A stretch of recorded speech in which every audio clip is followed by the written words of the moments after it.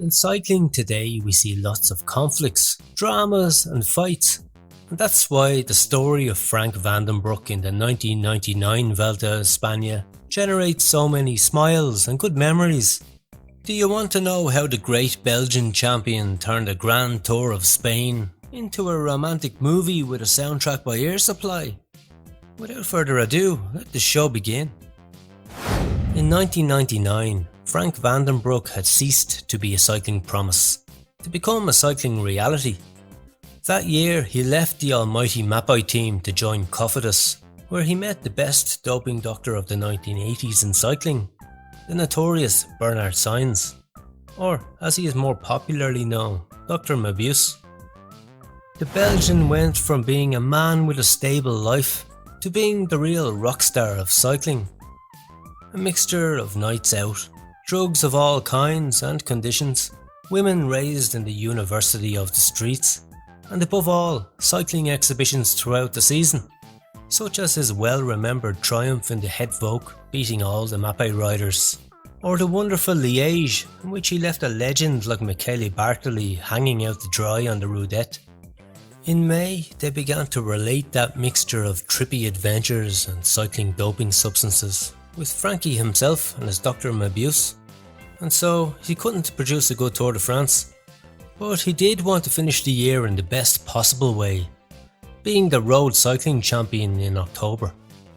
To this end, Dr. Sainz recommended that Vandenbroucke take part in the Vuelta a España, but as training, and to abandon the Grand Tour in the middle of the race. In the first mountain stages, despite showing glimpses of his quality, he did not want to push himself and was already well behind leader Jan Ullrich right in the middle of the race. He had to go, but Frankie called his Dr. Mabuse on the phone. He couldn't leave the competition. He had fallen in love. A model of the Saiko team, who was dedicated to giving coffee to the riders and giving them kisses when they won, called Sira Panacci, was the obsession of our fun-time Frankie.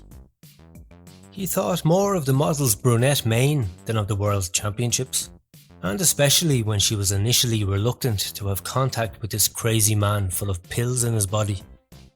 It must have been then when the Cofidis rider said to himself, "I don't sing like Julio Iglesias or have the sex appeal of the Backstreet Boys, but I can show her that I'm the best rider in this Vuelta and conquer her heart."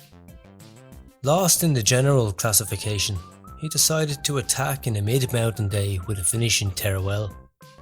On his wheel was Benesso's John Odriozola, eager to give his boss, Eusebio Nzui, a victory.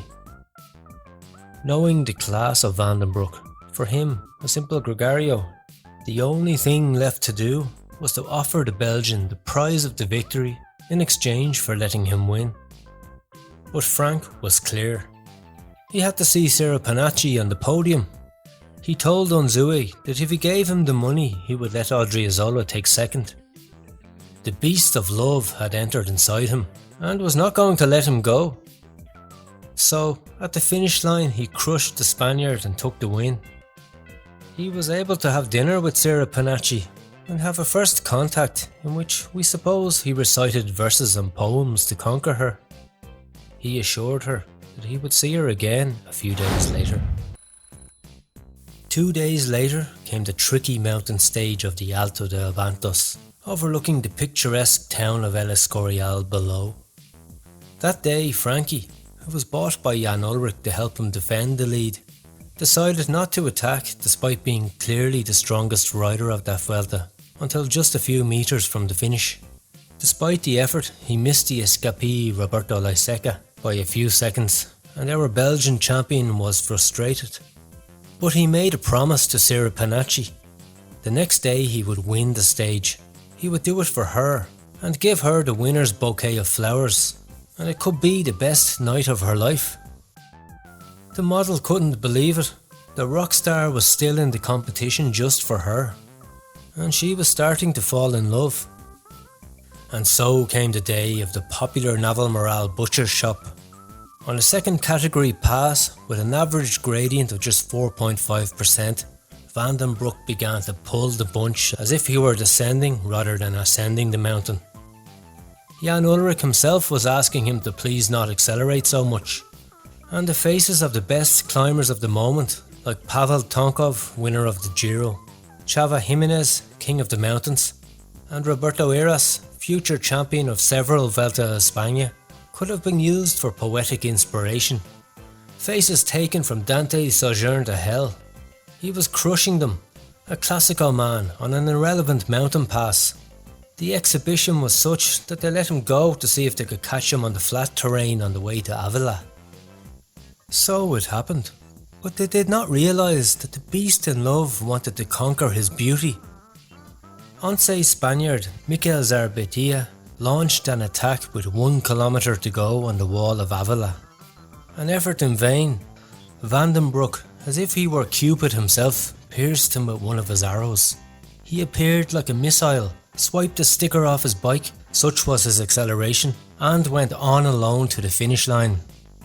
In just 1 kilometre he finished 20 seconds ahead of all his rivals. All for love, to see a Panache of whom he had conquered.